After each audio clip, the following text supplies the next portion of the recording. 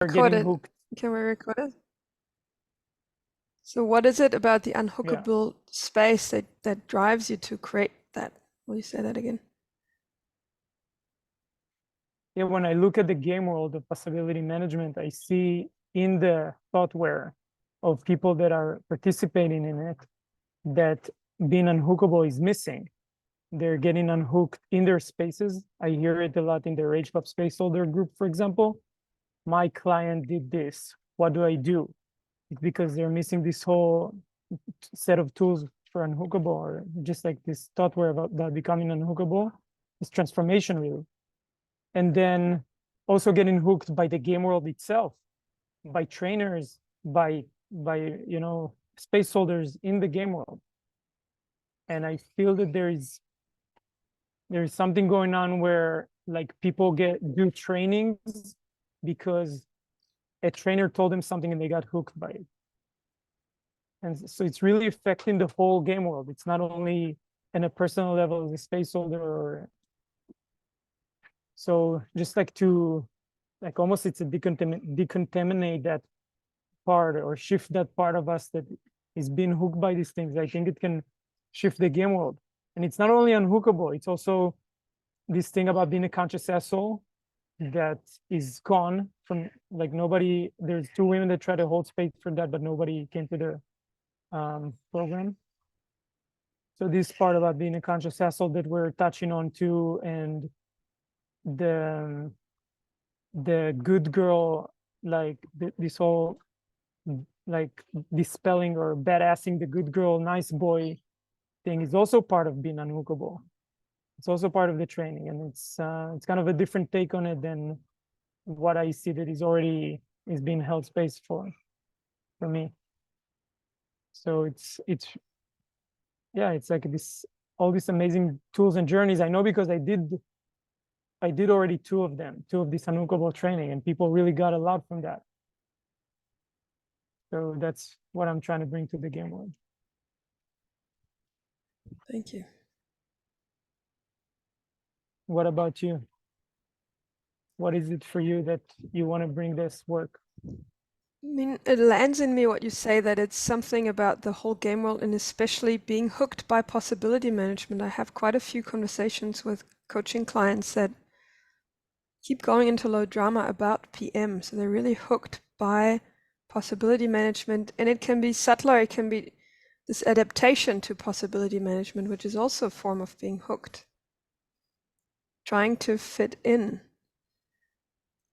And my personal research these days is mainly in relating with a man to be not hooked by any sort of attack, to simply not get hooked. And that is my personal research where I've learned a lot over the last, especially over the last 6 months, and where I see that, to get into the archetypal realms, this is essential. It's really essential to be not hooked and to keep creating, or to create intimacy.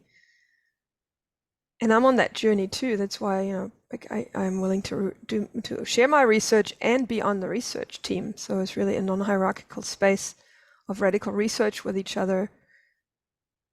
And yes, I have done some of it, and I have been in training spaces as a trainer where I got hooked, or I notice how people get hooked and how that destroys the space. It's really a killer if you want to fly and then you have these hooks landing in you. It's simply not gets you out of the ordinary. Yeah, thank you for sharing also about your personal research about that. I want to share about that too, that for me, when I get hooked, I get to try to get out of the hook with unconscious anger. So I'm trying to use, for example, my conscious anger, because that's what I learned in a Rage Club, to set up a boundary or to say what I want or to say no. But in the back of it, there is a whole charge of unconscious anger, and that is happening because I got hooked. I get this emotional hook in me as a reaction to someone doing something, and I'm trying to use all these tools of possibility management but I can't because I'm still hooked. So that's my personal research about it, like how to really distinguish that low unconscious anger. What am I getting hooked about, really? And it can be from a whole culture. Like sometimes I'm getting hooked by this whole new age culture around me. So really going, like my research in this journey will be like, what is the mechanism that I get hooked by? Like, how is it happening in one moment? What are the words that hook me? Like all that. Yeah. Yes, I relate to that. And what I've noticed is where I have been unskilled and I'm upskilling myself to shift identity. Like simple things, there's this healing processes that need to happen. Healing needs to happen. And initiation processes need to happen. And practice has to happen. Like practice is so necessary as well. So the team is really, for me, also like a real practice space, experimenting, practicing with techniques to unhook that are not our standard go-tos, to have a greater variety of tools available. So shifting identity, for example, is a huge one. It's like one little shift. And I mean, the whole being unhookable is an identity shift, and there's different tools. How to really step into that or out of the hook, not even let them land. And I'm also really curious to find out more about the difference between a hook, a button, a trigger, those different hooks. Yeah. And playful out. And I watched a movie the other night. I watched again Ace Ventura, When Nature Calls. And have you seen it? The way he like his expression, and he's so unreasonably in this character. He's so unreasonable. It's really, for me, it's like, whoa. My box goes like, whoa, I could be this unreasonable with my gestures and with my face expression, and I could use that to unhook a situation where it gets like to just really shift the space by stepping into a radical identity like that. And so there's really this high level fun in playing also with the tools, maybe like having in between space where people get to watch a movie like that or a different movie and then we apply that and really radically experiment with that as a team and find the blockages so that these can be transformed. Wow, sounds like a cool experiment to try together. You play role this character now. Go full out.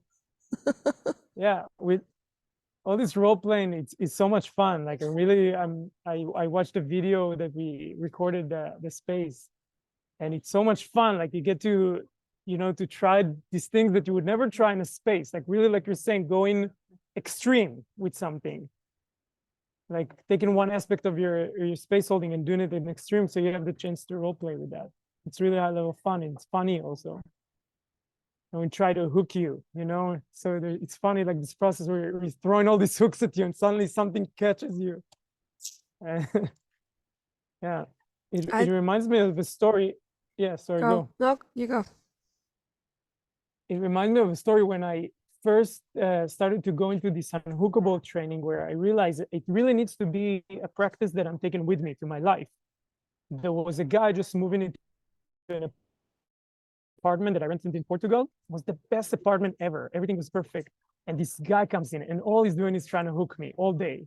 Unconsciously, it's like this guy that's really identified with his gremlin all day, like his hobby is getting me hooked, throwing all these comments. And I'm like, okay, the dojo is open. I'm in training. How to not get hooked? And many times I did get hooked, like, hey, I got hooked, but it was all day, like this training. Hooks, and I'm using all these tools.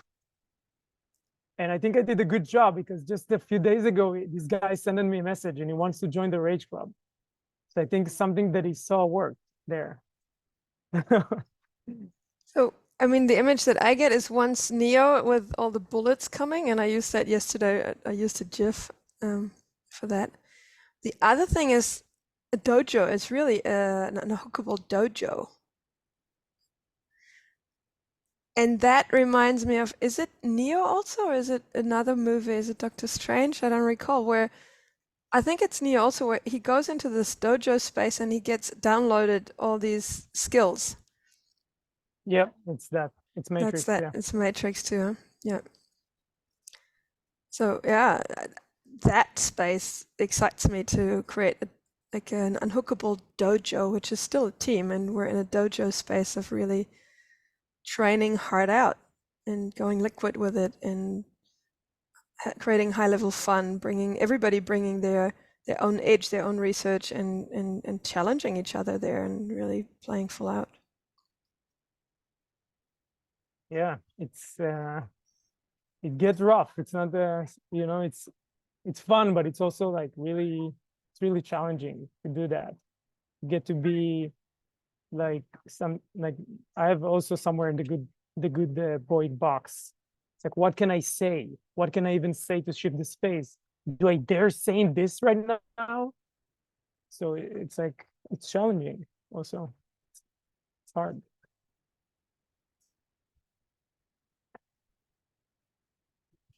Cool.